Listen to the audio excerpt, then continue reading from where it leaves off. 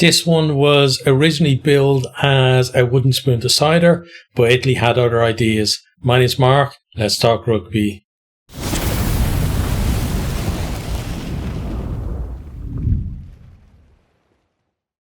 When the fixtures were announced for this year's Six Nations, I think two fixtures were circled in the calendar. One was France versus England, penciled in as a possible Grand Slam decider. And then this one, Wales versus Italy, as a wooden spoon decider. It still could determine who gets the wooden spoon, but it's not a decider because Italy are not in line for that, and you got to give credit for how they played through this tournament. So this one, Wales versus Italy, it's on Saturday, the 14th of March, 2026. 4:40 kickoff. That's Ireland to UK time, so check your local listings. It's at the Principality Stadium in Cardiff. Last year it was Italy 22, Wales 15, and 2024 it was Wales 21, Italy 24.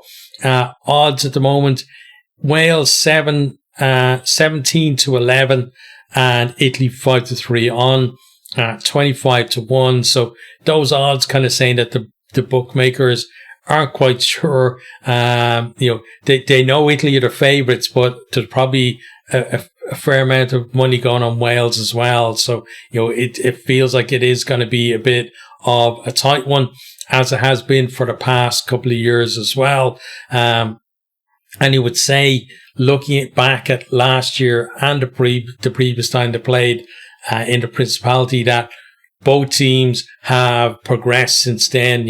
Italy have come on massively, but Wales, during this tournament have made great strides forwards as well. So Wales name unchanged starting 15, and we'll have a look at their team now. Let me pull it up.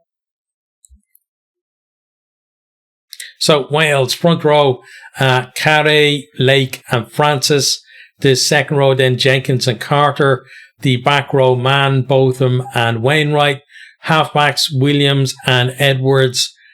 Left wing, Adams. Centres, Hawkins and James. Right wing is me, and the fullback is Rhys Sammet. On the bench then you got Elias, Smith and Griffin covering front row. Beard covering second row. Cracknell covering the back row. Then you got Hardy, Evans and Blair Murray as well there. As I said, unchanged in their starting 15.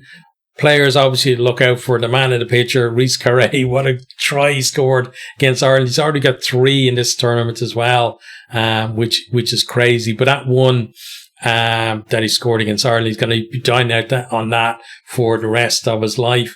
Absolutely fantastic, brilliant to see, even as an Irish fan, because you just like to see good rugby. And if you're the kind of person that kind of begrudges that kind of thing, just because it's against your team, then you probably don't like my stuff anyway, so you probably don't watch my stuff. But if you watch me for a while, I just love rugby.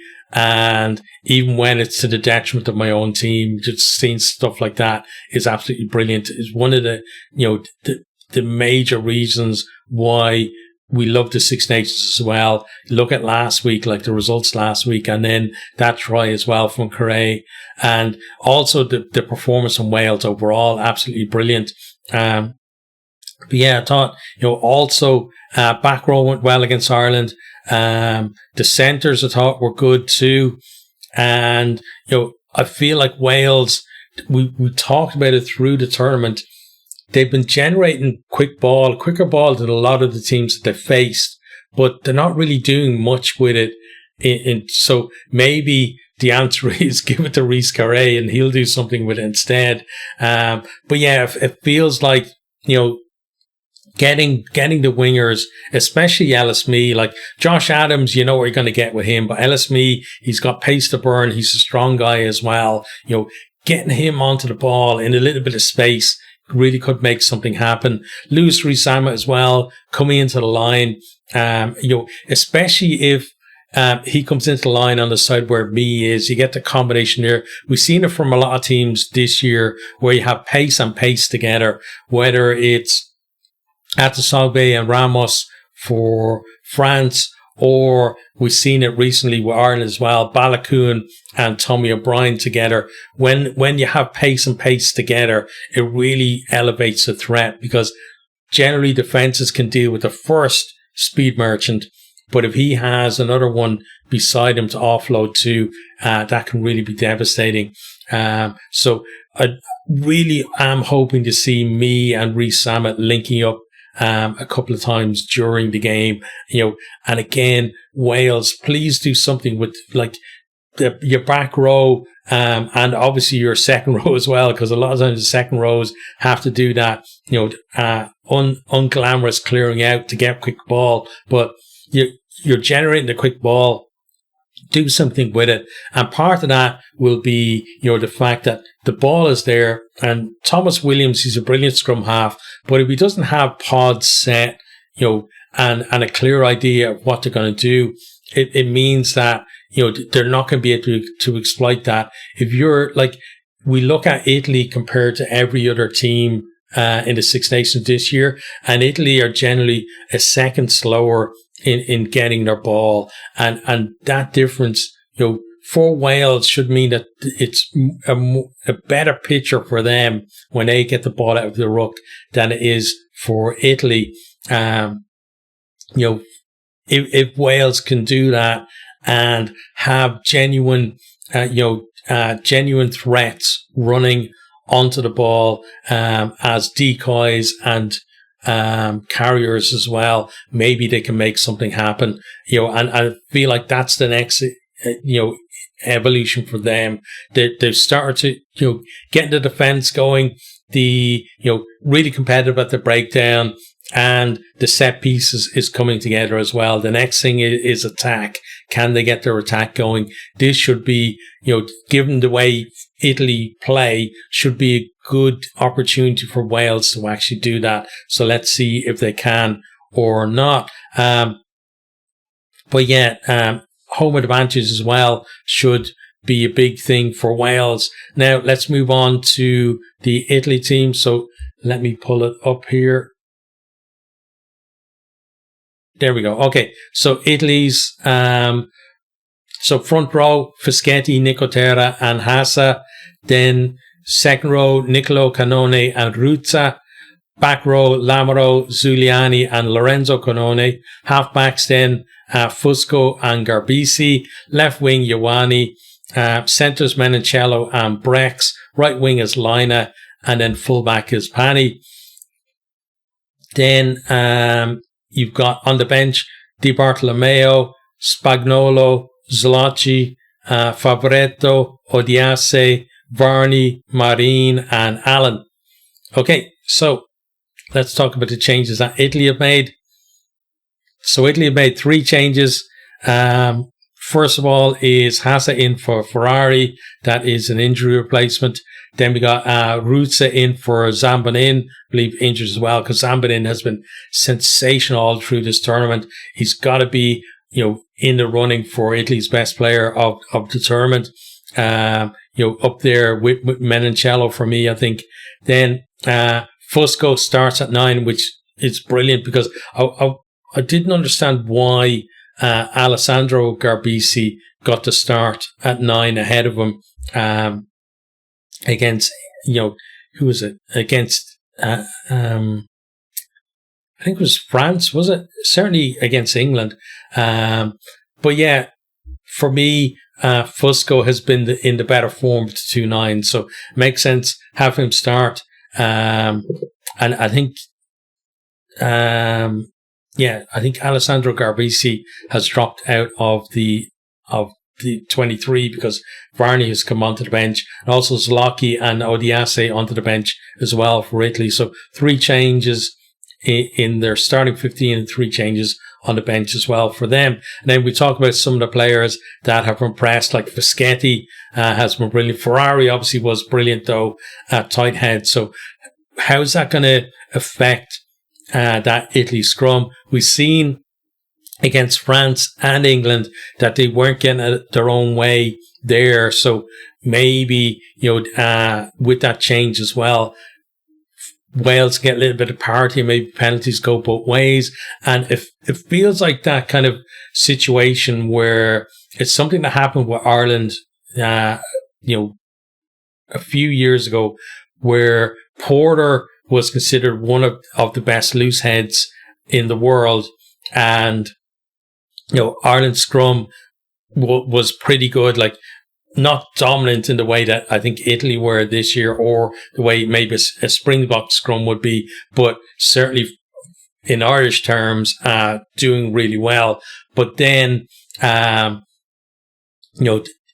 coaches then started talking about his angle of scrummaging, and then that got into the heads of referees, and then suddenly he kept getting penalized all the time, and he got to the point where he was a liability rather than an asset in the scrum. And I wonder if something similar has happened to the Italian scrum over the last couple of rounds, where previously we've seen them just be dominant, and that power being enough to get them a penalty, no matter who it was technically that caused the collapse. Whereas now, the last two rounds, we've seen the referees not going by that, actually looking at the minutiae of, who actually hit the deck first. And, I think some of the opposition, I think England certainly, at times maybe didn't completely take the hit. And because of that, then Italy kind of over, balance and go down because of it.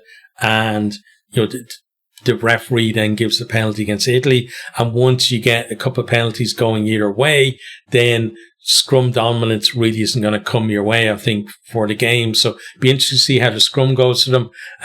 Also their line out, the first two rounds, they were, easily the best team in the tournament at stealing opposition line out. A lot of that was, through, Zambanin. I think Roots had a hand in that as well. But the last two rounds, they haven't stolen a single line out. So whether they can get that back or not, because, again, those first two rounds, they easily had the best defensive line out in the tournament. It went away from them a little bit. So I think set pieces kind of gone a little bit away from them, whereas the general play has improved, outside of that. And, we've got to talk about Tommaso Menoncello. Scored a brilliant try against England, and then his contribution to that second try as well, that basically the one that sealed the win, was amazing too. You have the cross kick from Garbisi. Ioane takes it. He does well, steps, offloads to Menoncello. He then hands off a player down the line, and then sees who's it, Marine inside him, pops the pass off to him. He's already holding, the cover defense, and then Marine is able to go over and score. But we talked about previously as well, the fact that, Menoncello has been the guy that's been busting the line for Italy, and he did it twice against England, scored a try once and set up a try the second time as well. And, one thing with Italy is that, again, they've got the slowest ball of any team in the tournament, generally on average is second slower than their opponents. And the fact that they can still create, what they did, in terms of their scores, is credit to the quality, I think, that they have in that back line. But again, you wonder, if they had as quick ball as everyone else, would we really see that backline fire? Because look at all the threats in that backline, like, Ioane, Menoncello, Brex, Lina, Pani there. For me, again, I know there's no Capuozzo, and he's a fantastic player and, can make things happen out of nothing. But I think in terms of just a team working together, and slotting in, I think Pani maybe is better at that role, not being a superstar, but being part of a team and making the players around them better.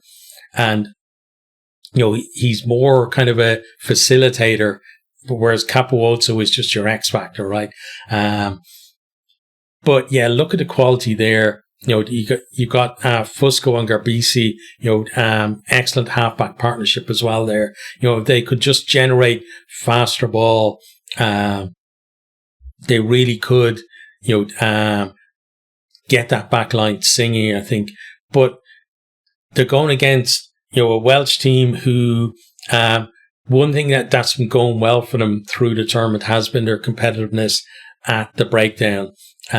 So if Italy do manage to generate faster ball in this game, they it won't just have been one step up from them. It'll be, two or several steps up, I feel, just because of, it's kind of been a point of strength for Wales compared to their general performance through the tournament. So, yeah, this one's going to be interesting. I think benches are going to have a massive impact on this game because it is probably going to be a tight game. But I feel like, Italy, they got their big win against England last week. Wales have been showing potential without actually getting a result. They came close against Scotland, but for really a lapse on that restart where, quick restart, Darcy Graham goes in the corner. They might have beaten Scotland. And against Ireland, although they weren't really threatening to win the game, they never went away. They didn't kind of fall off, and kind of fitness be a factor, that kind of thing, against Ireland. They were always thereabouts in that game as well. So I feel like there's a big performance in that Welsh team now, and this is their last chance. It's their big blowout before the end. Whereas I feel like Italy's big performance has come against England already. And because of that, I'm going to predict that it's going to be a tight one, but Wales are just about going to edge it.